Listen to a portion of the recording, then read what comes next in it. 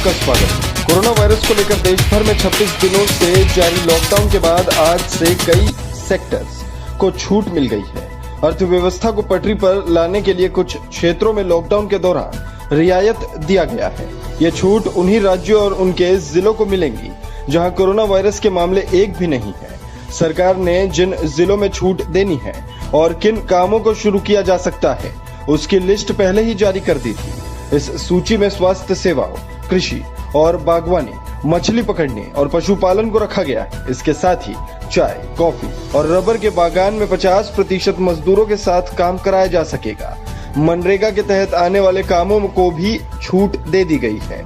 हालांकि सरकार की ओर से साफ किया गया है कि इस दौरान भी सोशल डिस्टेंसिंग का खास ध्यान रखा जाएगा और सभी को मास्क पहनकर ही काम करने की इजाजत होगी।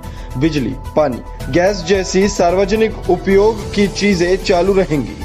इसी के साथ राज्यों के अंदर माल ढुलाई वाले वाहनों को आने जाने की इजाजत दी जाएगी। सरकार ने नई गाइडलाइंस में निर्माण क्षेत्र में कामकाज शुरू करने को भी इजाजत दी गई है। इसी के साथ केंद्र और राज्य सरकार के दफ्तर में काम करने वाले कर्मचारियों को आज से काम पर बुलाया गया है।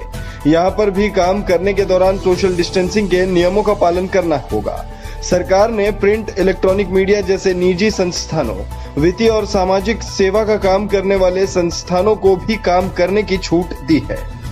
सरकार की ओर से साफ किया गया है कि लॉकडाउन में जिन क्षेत्रों को काम करने की छूट दी गई है उसका मकसद होगा लोगों की दिक्कतों को कम करना।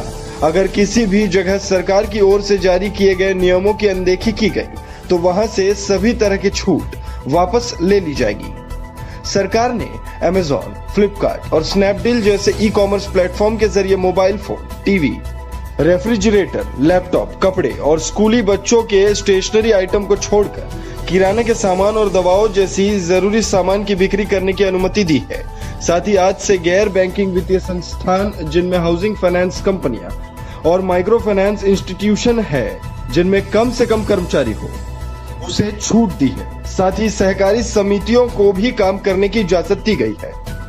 सरकार की नई गाइडलाइंस में आज से जंगलों में अनुसूचित जनजातियों और वहां रहने वाले दूसरे लोग लघु वन उपज या फिर गैर इमारती लकड़ी को जमा कर सकते हैं और साथ ही वो उनकी कटाई भी कर सकते हैं। इसके साथ ही बांस, नारियल, सुपारी, कॉफी के बीज, मसाले की रोपाई और उनकी कटाई, पैकेजिंग और बिक्री कर सकते हैं। इसके अलावा आज से ग्रामीण इलाकों में निर्माण काम, पानी की आपूर्ति और सफाई, बिजली के तार बिछाने और दूरसंचार, ऑप्टिकल फाइबर और केबल के काम भी शुरू हो जाएंगे। इस खबर में फिलहाल इतना है।